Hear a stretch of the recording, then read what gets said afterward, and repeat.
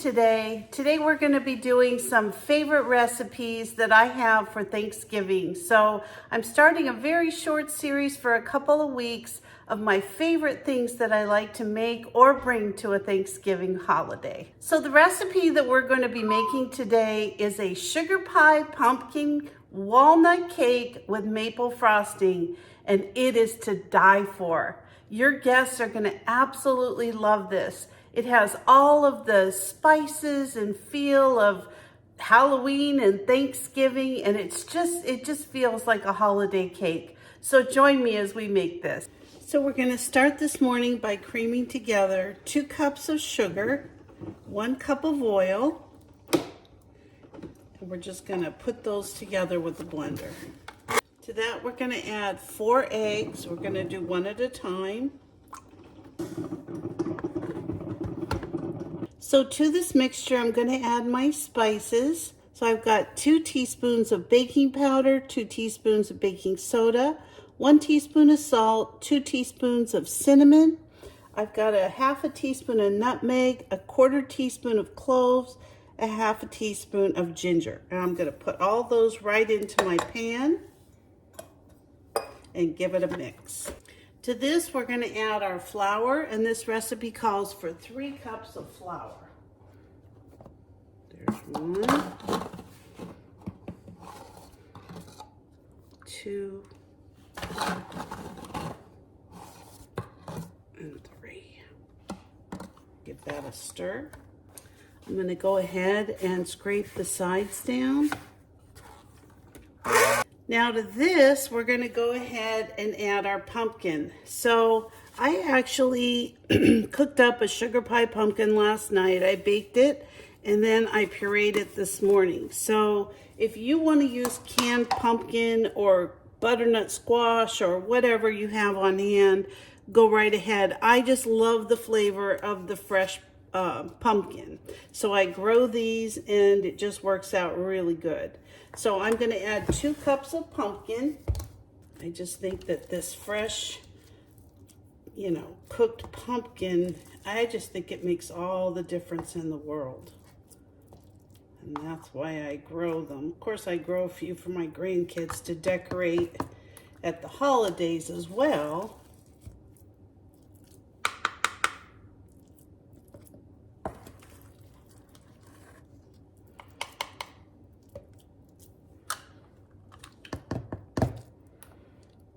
Now this is going to be a very thick batter, so don't worry when you see it. It's not like a typical baked cake batter. Again, I'm going to just wipe down the sides of my pan, like so. And one last mix. Now to this you can add raisins, you can add walnuts, you can add chocolate chips. I'm actually going to add a mixture of just a few chocolate chips. These are just some mini chocolate chips.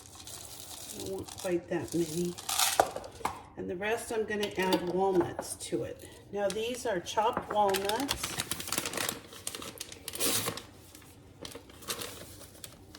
So that this equals a cup. Stir. And this just makes such a festive cake for Thanksgiving. It really does. You just have all those lovely spices, those Thanksgiving spices. You've got the pumpkin or the butternut squash, whatever it is that you like. Just mix those up together. And this is just a delicious cake. All right. Now you're going to go ahead and put that in your bundt pan. I actually have a really nice little bundt pan. And I'm going to butter it and flour it. So the way I butter mine is I just take a piece of plastic and I take a piece of butter. Oh, very loud.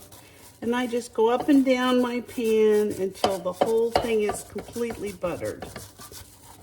Now, if you want to try to substitute applesauce for the oil when you make this cake, I haven't done it on this, but I have done it on other cakes and it comes out just fine.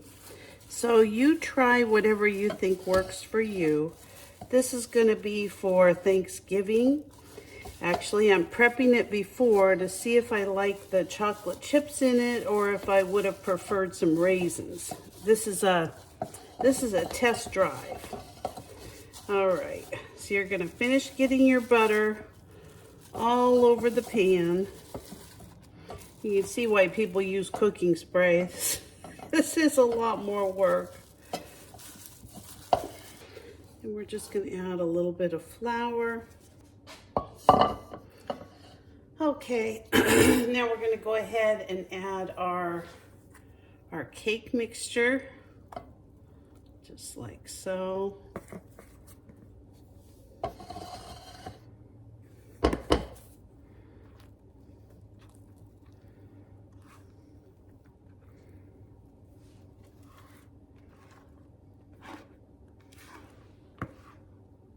You can see by adding the pumpkin, the cake has really just gotten a lot thinner. It's still not a thin cake, but the batter has definitely calmed down a little bit. All right, now we're gonna bake this for an hour at 350. If you're enjoying this video today, would you consider subscribing to my channel or giving me a like or a thumbs up? It really helps me with the YouTube algorithms. Thanks so much. All right, well, our cake is done, and whenever I have a bundt cake, I can tell that this one is already kind of pulling away from the sides, so I think it's going to be fine. I'm just kind of checking it with a knife, kind of going along the edges. Just want to make sure that it all comes out. Now this, I am a little bit more careful with the middle part. I just want to make sure that it comes away from this part here. All right, so what I do is I put a wire rack over the top of it. All right, and then we're just gonna turn it over.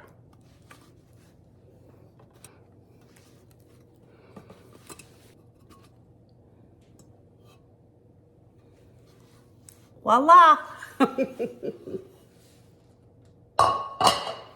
All right, so all I'm going to do now is move this over to a cookie sheet because I want this cake to cool. I'm going to let it cool for a while. It's very hot. And then I'm going to frost it. And some of the frosting is going to kind of, go down on the bottom of the pan. And then I'll show you the next step of making the frost. So all we're going to do for the frosting is mix some powdered sugar along with some maple syrup. And you just get it to the texture that you like for your cake. So I don't want this really thin, but I also don't want it super thick. So I think I'll know what it looks like just as soon as I see it. So I'm just gonna take some powdered sugar, like so. And I'm gonna add a little tiny bit of maple syrup.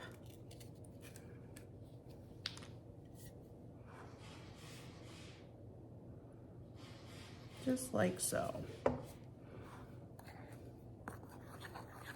going to give it a mix. Now to this, I also add a little bit of milk. Now I don't really drink milk, but I do drink almond milk. So whatever you have, you're just really trying to thin this out a little bit. And I'm going to use a whisk to do this next step.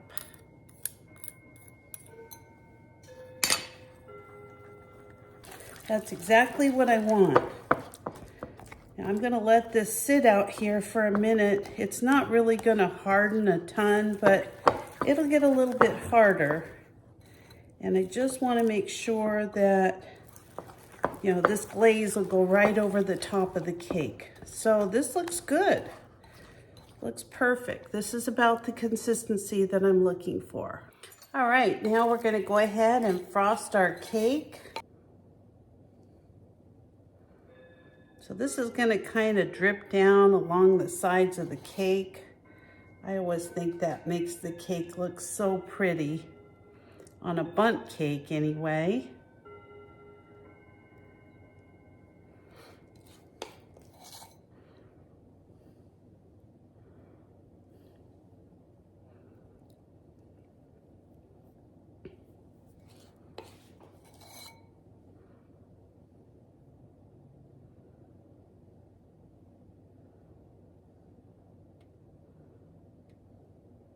Now you see why I wanted to make sure to have some, have this on a platter so that some of this could, you know, could just drip down, because it always makes a little bit of a mess until this frosting dries a little bit.